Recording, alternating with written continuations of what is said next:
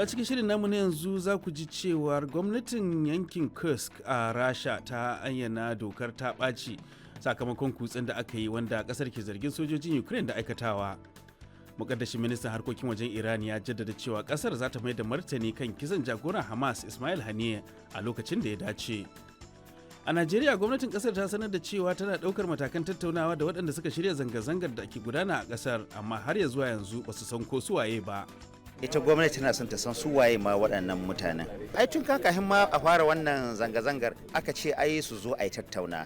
Inda ma sun zo an tattauna watakila ma da ba a yi wannan haka ba amma sun ƙi fitowa. Har ila yau dai kan batun zanga-zangar ta Najeriya gwamnatin kasar ta mai da martani kan tsohon mataimakin shugaban kasa Atiku Abubakar kan kalamansa game da yadda jami'an tsaro suka gudanar da kansu a lokacin zanga-zangar. Wannan zanga-zanga ai an yi ta a wurare da yawa lami lafiya to amma a wuraren da aka samu matsalolin nan wanda kuma abin da ya faru ɓata gari sun shiga cikin wannan al'amari sun shiga sace-sace da kone-konen dukiyar jama'a dole ne jami'an tsaro su ɗauki mataki idan aka samu irin wannan abu din.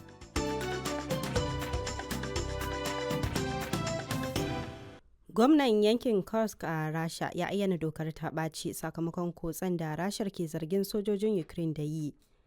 Alexei Smirnov ya kira lamarin mai sarƙaƙiya. Gwamnan yankin kenan yake tabbatar da matakin da aka ɗauka na dokar ta ɓaci. Shugaba Putin dai ya zargi Ukraine da takalar faɗa. Babban hafsan sojin Rasha ya shaidawa Mr. Putin cewa dakarun Ukraine kusan 1,000 ne suka shiga yankin. Ana kwashe farar hula daga sassan Kursk da tsallaken iyaka a yankin Sumi na Ukraine. Kyiv dai bata ce komai ba kan lamarin. Hukumar Lafiya ta Duniya ta ce za ta aiki alluran rigakafi sama da miliyan 1 zuwa Gaza domin ɗagawa mutane sakamakon gurɓacewar muhalli a yankin.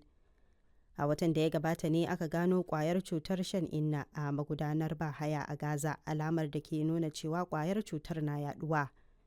Hukumar Majalisar Ɗinkin Duniya ta ce akwai haɗarin kamuwa da cututtuka sanadin adadin waɗanda aka yi wa rigakafin cutar shan inna a Gaza ya ragu sosai tun lokacin da Isra'ila ta soma kai har-hara a yankin.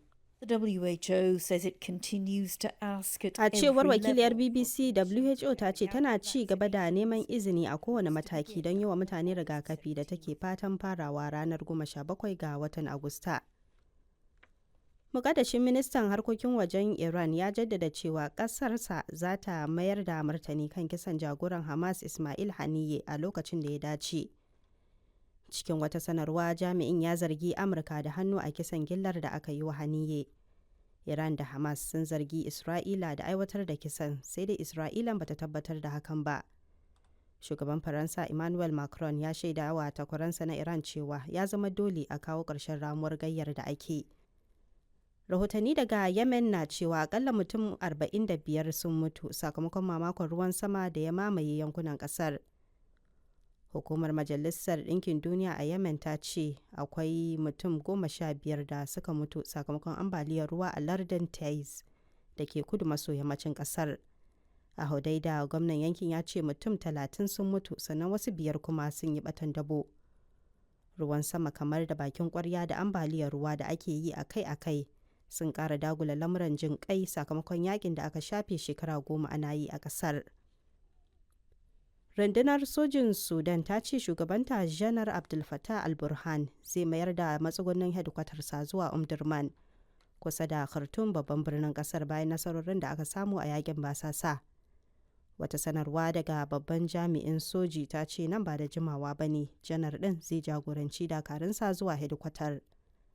A farkon makon nan ne sojoji suka nausa Omdurman bayan kai har-hare kan wuraren da ke karkashin ikon dakarun RSF. Janar Al-Burhan yana zama ne a Port Sudan tun bayan da ya bar birnin Khartoum lokacin da yaƙi ya ta'azzara shekara ɗaya da ta gabata.